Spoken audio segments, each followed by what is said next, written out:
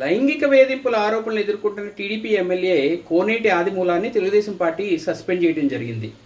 అయితే YSR Congress party media ఎప్పుడైతే ఈ ఆరోపణలు బయటకు వచ్చాయో అప్పటి నుంచి టీడీపీ ఎమ్మెల్యే అని రకరకాల వీడియోలు, వార్తలు అన్నీ చేయడం జరుగుతూ ఉంది.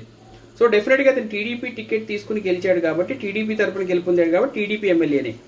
కానీ ఎన్నికలకి ముందే జస్ట్ 2024 ఎన్నికలకు ముందు మాత్రమే ఇతను వైఎస్ఆర్ కాంగ్రెస్ పార్టీ నుండి అప్పటి సిట్టింగ్ ఎమ్మెల్యే అతను తెలుగుదేశం పార్టీలోకి రావడం జరిగింది.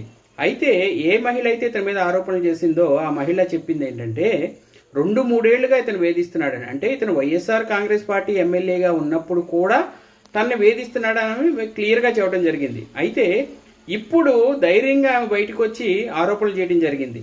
మరి అతను వైఎస్ఆర్ కాంగ్రెస్ పార్టీ ఎమ్మెల్యేగా ఉన్నప్పుడు ఆ మహిళ ఎందుకు ఆరోపణలు చేయలేకపోయింది? అంటే వైఎస్ఆర్ కాంగ్రెస్ పార్టీ ప్రభుత్వంలో పరిస్థితి ఏంటో ఇప్పుడు అర్థమైంది.